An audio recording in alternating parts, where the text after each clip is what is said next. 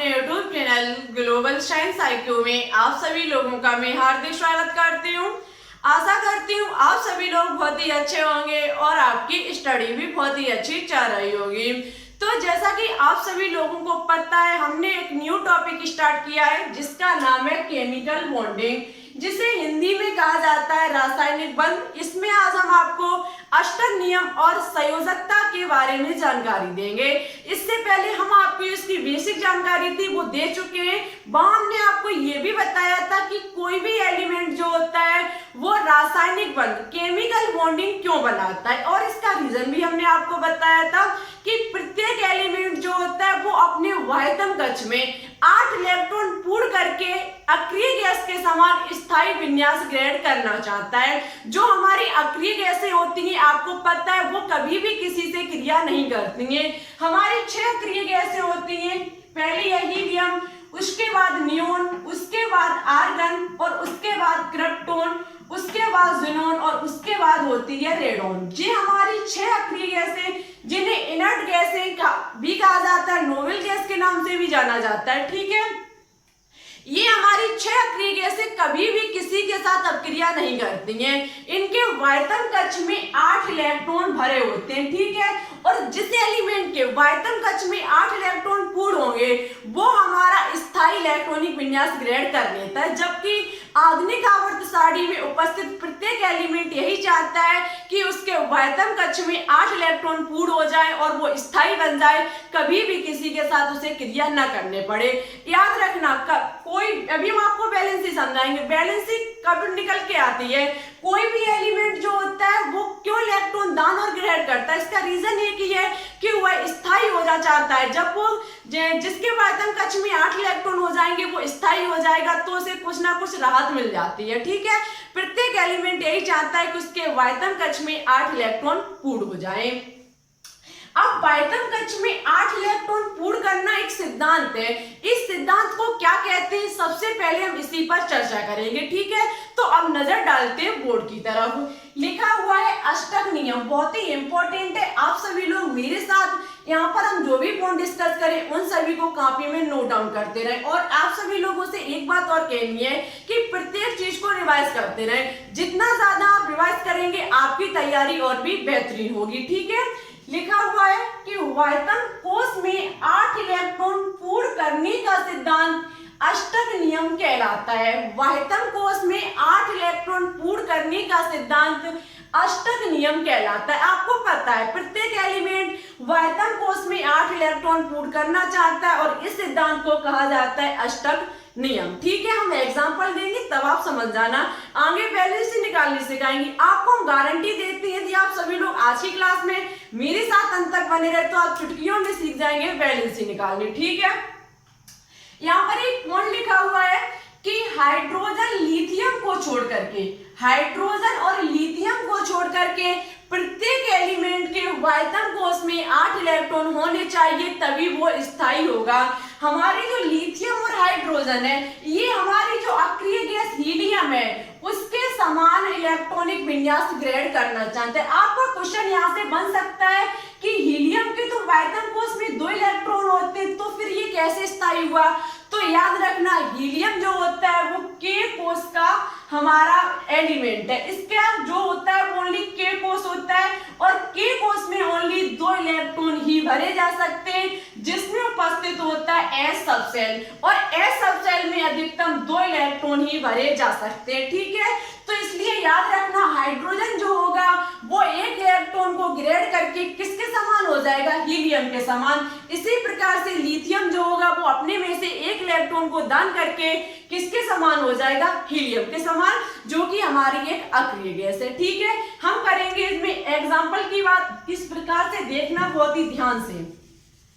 जैसे एग्जाम्पल की बात की जाए तो हम यहाँ पर ले सकते हैं मैग्नीशियम। आपको पता है Mg1224 होता है। ठीक है, सबसे पहले हम इसका करेंगे इलेक्ट्रॉनिक विन्यास। निकल के आएगा 1s2 2s2 2p6 3s2, यही तो निकल के आएगा। हम देखेंगे सबसे पहले फर्स्ट एनर्जी लेवल में हमारे 2 इलेक्ट्रॉन है, सेकेंड एनर्जी लेवल में हमारे 8 इलेक्ट्रॉन है और थर्ड एनर्जी लेवल में ओनली हमारे 2 इलेक्ट्रॉन है। आप नजर डाल सकते हैं कि ये हमारा क्या इसके वायतम कोश में 8 इलेक्ट्रॉन पूर्ण है? आप देख सकते नहीं है, इसके वायतम कक्ष में 2 इलेक्ट्रॉन है। ठीक है, अब ये क्या होता है, ये मैग्नीशियम जो धातु है ये सोचती है कि इसके वायतम कक्ष में 8 इलेक्ट्रॉन पूर्ण हो जाए और ये इनर्ट गैस के समान स्थायी इलेक्ट्रॉनिक विन्यास ग्रहण कर ले। अब ये अस्थायी कब हो सकती है, स्थायी कब हो सकती है? जब या तो ये 6 इलेक्ट्रॉन को ग्रहण करे या फिर अपने में से 2 इलेक्ट्रॉन का दान करे। ठीक है, या तो ये 6 इलेक्ट्रॉन को ग्रहण करे या फिर 2 इलेक्ट्रॉन का दान करे, तभी इसके वायतम कक्ष में 8 इलेक्ट्रॉन पूर्ण हो पाएंगे। आप समझ सकते हैं, हमने आपको पिछली वीडियो में कहा था यदि 4 से कम है, यदि 4 से कम इलेक्ट्रॉन है तो वो हमेशा दान करता है। वायतम कक्ष में जिस सबसेल में ओनली वायतम एनर्जी लेवल में यदि 4 से कम है तो वो दान करेगा, 4 से अधिक है तो याद रखना वो ग्रहण करेगा। ठीक है, वो क्या करेगा, ग्रहण करेगा। याद रखना जो इलेक्ट्रॉन को ग्रहण करता है उस पर, जो इलेक्ट्रॉन का दान करता है उस पर प्लस चार्ज आता है और जो इलेक्ट्रॉन को ग्रहण करता है उस पर माइनस चार्ज आता है। ठीक है, याद रखना ये भी पॉइंट बहुत ही इंपॉर्टेंट पॉइंट है। आप समझ सकते हैं यहाँ पर ये क्या करेगा, 2 इलेक्ट्रॉन को अपने में से दान कर देगा। जब ये 2 इलेक्ट्रॉन को दान कर देगा, इसका इलेक्ट्रॉनिक विन्यास बचेगा 2,8, जो कि आपकी नियोन अक्रिय गैस होती है उसके समान स्थायी विन्यास ग्रहण कर लेगा। नियोन का इलेक्ट्रॉनिक विन्यास 2,8 होता है, ये अपने में से 2 इलेक्ट्रॉन को दान करके समान किसके हो जाएगा, नियोन अक्रिय गैस के। ठीक है, याद रखना जी अपने में से 2 इलेक्ट्रॉन को दान करेगा तो इस पर Mg2 प्लस चार्ज आ जाएगा। ठीक है, जो दान करता है उस पर प्लस चार्ज आता है, जो ग्रहण करता है उस पर माइनस चार्ज आता है। आई होप आपको ये समझ में आ चुका होगा। मन में किसी भी प्रकार का डाउट हो आप कमेंट कर देना, हम आपको नेक्स्ट क्लास में समझाने की पूरी कोशिश करेंगे। तो ठीक है, समझ में आ चुका होगा। यहाँ पर कुछ नोट में पॉइंट लिखे हुए हैं कि परमाणु के वायतम कोश को वैलेंसी सेल मींस संयोजी कोश कहते हैं। जो परमाणु का वायतम कोश, इसमें बात की जाए वायतम कोश कौन सा होगा, 3s, यही तो हमारा वायतम कोश होगा। वायतम कक्ष जिसे हम ऊर्जा स्तर भी कह सकते हैं, यही हमारा इसका वायतम कोश होगा। इसे कहा जाएगा संयोजी कोश। ठीक है, इसे हम संयोजी कोश भी कह सकते हैं। वायतम कोश को संयोजी कोश या फिर वैलेंसी सेल कहा जाता है।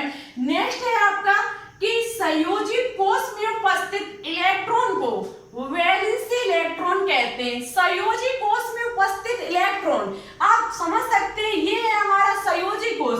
इसमें उपस्थित जो हमारे इलेक्ट्रॉन है ये हमारे कहे जाएंगे वैलेंसी इलेक्ट्रॉन। ठीक है, और अन्य आंतरिक कोश में उपस्थित इलेक्ट्रॉन को कोर इलेक्ट्रॉन कहते हैं। अन्य आंतरिक, ये हमारे अनांतरिक कोर है। ठीक है, इनमें उपस्थित जो ये इलेक्ट्रॉन है इनको कहा जाएगा कोर इलेक्ट्रॉन। ठीक है, बहुत ही इंपॉर्टेंट है, इससे आपके एग्जाम में क्वेश्चन पूछे जा सकते हैं कि अन्य आंतरिक कोश में उपस्थित इलेक्ट्रॉन को क्या कहते हैं या फिर वायतम कोश में उपस्थित इलेक्ट्रॉन को क्या कहते हैं। आई होप आपको अष्टक नियम और इसके जो नोट में पॉइंट लिखे हुए हैं ये बहुत ही अच्छे से समझ में आ चुके होंगे। मन में किसी भी प्रकार का डाउट हो आप कमेंट कर देना, हम आपको नेक्स्ट क्लास में समझाने की पूरी कोशिश करेंगे। अब बात करते हैं वैलेंसी पर। ठीक है, अब बात करेंगे संयोजकता पर। वैलेंसी किसे कहते हैं और किस प्रकार से निकाली जाती है, बहुत ही इंपॉर्टेंट है क्योंकि इससे आपके एग्जाम में एक ना एक क्वेश्चन अवश्य पूछा जाता है। ठीक है, आप यदि आज मेरे साथ इस वैलेंसी में अंतर बने रहे तो आप शायद चुटकियों में सीख जाएंगे वैलेंसी को निकालना। ठीक है, देखो वैलेंसी किसी परमाणु के द्वारा अन्य परमाणु के साथ बंध बनाने के लिए इलेक्ट्रॉन दान या ग्रहण या फिर साझा किए जाते हैं उसकी संयोजकता कहलाती है। याद रखना, कोई भी इलेक्ट्रॉन की वैलेंसी से हमें पता चलता है क्यों भाई कितना बंध बनाएगी, बंध जो है उसकी जानकारी मुझे वैलेंसी से ही होती है। ठीक है, याद रखना। और वो किसी परमाणु के द्वारा अन्य परमाणु के साथ बंध बनाने के लिए या तो इलेक्ट्रॉन को दान करेगा या फिर ग्रहण करेगा या फिर उसके साथ साझेदारी करेगा, उसे ही कहा जाता है उसकी वैलेंसी। शायद आपको इस परिभाषा से कुछ भी समझ में नहीं आएगा। ओनली एक पॉइंट हम आपको बताएंगे, यदि आपने उस पॉइंट को अपने दिमाग में फिट कर लिया, गारंटी है आप सीख जाओगे वैलेंसी को निकालना। लिखा हुआ है संयोजकता बराबर अयुग्मित इलेक्ट्रॉनों की संख्या। इस परिभाषा पर आप बिल्कुल भी ध्यान मत दीजिए, ओनली आपको वैलेंसी के लिए ये जो कोष्टक में लिखा हुआ है इसको ध्यान रखना है कि अयुग्मित इलेक्ट्रॉनों की संख्या किसी भी एलिमेंट के वायतन कोष में जितने अयुग्मित इलेक्ट्रॉनों की संख्या होगी वो उसकी वैलेंसी कही जाएगी। हम आपको एक एलिमेंट की एक से अधिक वैलेंसी कैसे ज्ञात करते हैं उसके बारे में आज ही जानकारी देंगे, ठीक है। उससे पहले आप सभी लोग अयुग्मित इलेक्ट्रॉनों की संख्या के लिए एक बात याद रखना कि हमारे 4 सबसेल होते हैं sp,d,f, ये हमारे 4 सबसेल होते हैं। इनमें जो ऑर्बिटल होते हैं जिन्हें कहा जाता है कक्षक, जो हमारे कक्षक होते हैं s का जो होता है वो 1 होता है, p सबसेल के 3 कक्षक होते हैं, d सबसेल के 5 कक्षक होते हैं और f सबसेल के 7 कक्षक होते हैं, ठीक है। ये बात आपको याद रखनी है क्योंकि इन कक्षकों में ही भरे जाते हैं इलेक्ट्रॉन और इन इलेक्ट्रॉनों से ही पता चलेगा कि कौन सा हमारा युग्मित है और कौन सा अयुग्मित है, ठीक है। हम डायरेक्ट बात करेंगे एग्जाम्पल पर। एग्जाम्पल हम यहाँ पर ले सकते हैं, जैसे कि हम ले लें नाइट्रोजन को। सबसे पहले हम लेंगे नाइट्रोजन, इसका परमाणु क्रमांक होता है 7। हम सबसे पहले करेंगे इसका इलेक्ट्रॉनिक विन्यास। इलेक्ट्रॉनिक विन्यास होगा 1s2 2s2 2p3, यही तो इसका इलेक्ट्रॉनिक विन्यास होगा। इतना करने के बाद हम क्या करेंगे, इसके वायतन कोष को देखेंगे। आप देख सकते हैं इसका जो सेकंड एनर्जी लेवल है ये इसका वायतन कोष है, ठीक है। वायतन कोष में उपस्थित सब सेल के हम बनाएंगे कक्षक। ये हमारा s सबसेल और p सबसेल है। सबसे पहले s सबसेल के कक्षक ओनली 1 होता है, p सबसेल के हमारे 3 कक्षक होते हैं, ठीक है। इतना करने के बाद हम क्या करेंगे, इसमें भरेंगे इलेक्ट्रॉन को। आपको पता है s सबसेल में उपस्थित है 2 इलेक्ट्रॉन। सबसे पहले इलेक्ट्रॉन कक्षक में जो भरा जाता है वो भरा जाता है क्लॉकवाइज। सबसे पहले भरा जाता है क्लॉकवाइज, उसके बाद एंटी क्लॉकवाइज। और याद रखना यदि कक्षक एक से अधिक है तो सबसे पहले हम क्या करेंगे, एक क्लॉकवाइज सबसे पहले हम भर लेंगे। यदि शेष बचेगा तो हम इलेक्ट्रॉन को एंटी क्लॉकवाइज भरेंगे, अन्यथा हम वहीं पर उसको छोड़ देंगे। जैसे बात की जाए 2s2, 2 इलेक्ट्रॉन है, पहले भरा जाएगा क्लॉकवाइज, सेकंड और है कोई दूसरा कक्षक नहीं है तो इसी में हम भर देंगे एंटी क्लॉकवाइज। सेकंड पर बात करेंगे 2p3, इलेक्ट्रॉन है 3। सबसे पहले फर्स्ट कक्षक में हमारा इलेक्ट्रॉन भरा जाएगा, कैसा भर जाएगा हमारा क्लॉकवाइज। उसके बाद हम ऐसा नहीं है किसी में एंटी क्लॉकवाइज को भर दें। यदि एक या एक से अधिक कक्षक है तो हम सबसे पहले सभी कक्षकों में इलेक्ट्रॉन भर लेंगे, बचेंगे तो उनका हम जोड़ा बनाएंगे, नहीं बचेंगे तो हम वहीं पर उनको छोड़ देंगे, ठीक है। सेकंड में इसी प्रकार से क्लॉकवाइज, थर्ड में भी क्लॉकवाइज। अब आप देख सकते हैं 3 ही इलेक्ट्रॉन थे, 3 ही कक्षक थे, हमारे इलेक्ट्रॉन भर गए क्लॉकवाइज। आप देख सकते हैं इसका जोड़ा बना हुआ है लेकिन इन तीनों का जोड़ा बना हुआ नहीं है, मींस हमारे तीनों इलेक्ट्रॉन अयुग्मित इलेक्ट्रॉन है। नाइट्रोजन की वैलेंसी निकल के आएगी 3, क्योंकि हमने अभी आपको बताया कि अयुग्मित इलेक्ट्रॉनों की संख्या, जितनी अयुग्मित इलेक्ट्रॉनों की संख्या होगी वही हमारी वैलेंसी कही जाएगी। इससे ना समझ में आया हो, हम अन्य एग्जांपल को लेंगे। अन्य एग्जांपल में हम आपको एक से अधिक वैलेंसी को समझाएंगे। जैसे कि हम ले सकते हैं सल्फर। हमारा सल्फर हो सकता है जिसका परमाणु क्रमांक होता है 16, ठीक है। 16 होता है हमारा, हम इसका इलेक्ट्रॉनिक विन्यास करेंगे 1s2 2s2 2p3 1s2 2s2 2p6 3s2 3p6, कितना हो गया 2, उसके बाद 10 2 12 के बाद हमारे 4 बचे तो 2p हमारा 4 हो जाएगा, ठीक है। हम क्या करेंगे, इसके वायतन कोष को देखेंगे। वायतन कोष आप देख सकते हैं तीसरा कोष है। हम क्या करेंगे, s सबसेल 1 कक्षक, p सबसेल में 3 कक्षक, ठीक है। इसमें भरेंगे हम इलेक्ट्रॉन को। इसमें हम इलेक्ट्रॉन को फर्स्ट हमारा clockwise, second anti clockwise, p पे क्लॉकवाइज भरेंगे 1 2 3। आप देख सकते हैं एक इलेक्ट्रॉन मेरा बाकी है, हम इसको भर देंगे एंटी क्लॉकवाइज। यहाँ पर बात की जाए कि इसकी वैलेंसी कितनी निकल के आएगी, तो हमारी वैलेंसी बराबर हो जाएगी अयुग्मित इलेक्ट्रॉन इसमें कितने, दो का अभी तक जोड़ा नहीं बना हुआ है, तो हमारे जो अयुग्मित इलेक्ट्रॉनों की संख्या होगी वो 2 होगी, और अयुग्मित इलेक्ट्रॉनों की संख्या जो होती है वही उसकी वैलेंसी कही जाती है। ठीक है, अब बात करते हैं क्या इसकी इससे अधिक हो सकती है। याद रखना ये इसकी जो वैलेंसी है वो सामान्य अवस्था में है। ठीक है, ये इसकी वैलेंसी सामान्य अवस्था में है, इसकी अनवैलेंसी हम उत्तेजित अवस्था में ज्ञात कर सकते हैं। किस प्रकार से आप समझ सकते हैं कि 3s2 3p, उसके बाद इसका होता है 3d। आपको पता है तीसरे जो हमारा कोष होता है उसमें sp_d 3 कक्षक 3 हमारे सबसेल भरे जाते हैं। यहाँ पर 3d पर अभी 0 है, 3d पर 0 है। यहाँ पर होगा क्या कि p सबसेल में जो भरे 4 कक्षक जिसका 4 इलेक्ट्रॉन जिसका यहाँ जोड़ा बन रहा है वो अपने में से एक इलेक्ट्रॉन को उत्तेजित करके d सबसेल में भेज देगा। हमारा नया इलेक्ट्रॉनिक विन्यास निकल के आ जाएगा बायतम 3s2 3p3 और हमारा हो जाएगा 3d1।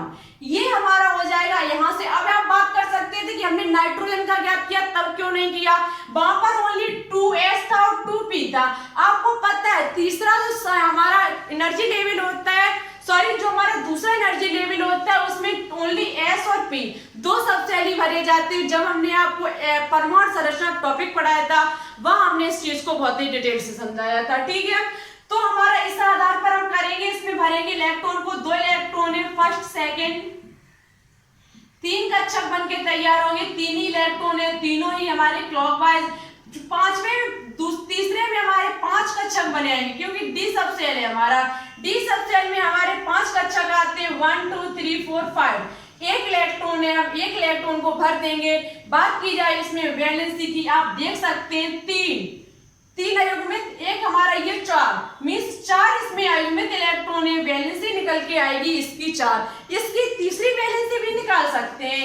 याद रखना ये फर्स्ट है हमारी उत्तेजित अवस्था में, फर्स्ट उत्तेजित अवस्था में। इसी प्रकार से इसकी सेकंड उत्तेजित अवस्था में निकाल सकते हैं। किस प्रकार से आप देख सकते हैं यहाँ पर s सबसेल का जोड़ा बन रहा है, इसमें से एक इलेक्ट्रॉन उत्तेजित होकर के इस d में पहुंच जाएगा।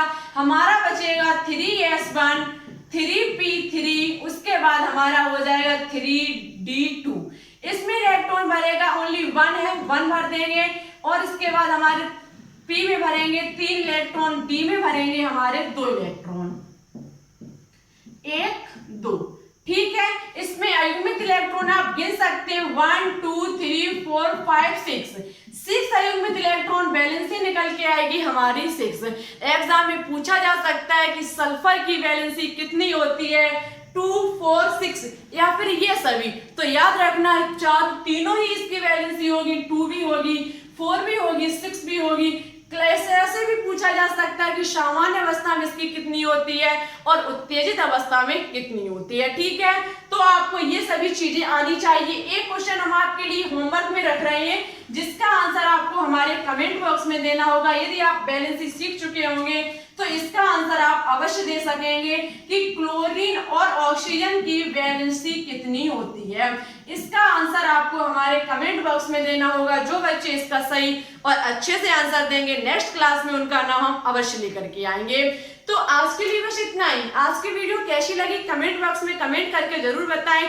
अष्टक नियम वैलेंसी में किसी भी प्रकार का डाउट हो आप कमेंट कर देना, हम आपको नेक्स्ट क्लास में समझाने की पूरी कोशिश करेंगे। तो फिर ठीक है, चलते हैं। उससे पहले आप सभी लोगों से बस एक ही रिक्वेस्ट है कि थोड़ा इस हमारे चैनल को सपोर्ट कीजिए, हमारी वीडियो को अपने दोस्तों के साथ शेयर कीजिए, अच्छी लगे तो लाइक कीजिए, हमारे चैनल पर न्यू हो तो प्लीज इसे सब्सक्राइब करके ऑल पर क्लिक कर लीजिए। इससे होगा क्या, हम जब भी कोई वीडियो अपलोड करेंगे तुरंत आपके पास हमारी वीडियो का नोटिफिकेशन पहुंच जाएगा और आपको वीडियो का इंतजार नहीं करना पड़ेगा। तो प्लीज थोड़ा सपोर्ट कीजिए, आपके सपोर्ट से मुझे मोटिवेशन बढ़ता है और हम आपके लिए अच्छे से अच्छे कंटेंट लाने की कोशिश करते हैं। तो शाम 8 बजे जो वीडियो आएगी 500 क्वेश्चंस की सीरीज, उसके लिए रेडी रहें, ठीक है, क्योंकि उसमें इससे रिलेटेड क्वेश्चन जरूर मिलेंगे। अब हम जो भी यहाँ पर कराएंगे उसके क्वेश्चन आपको इवनिंग में देखने को मिलेंगे, जहां आपकी अच्छे से प्रैक्टिस हो सकेगी।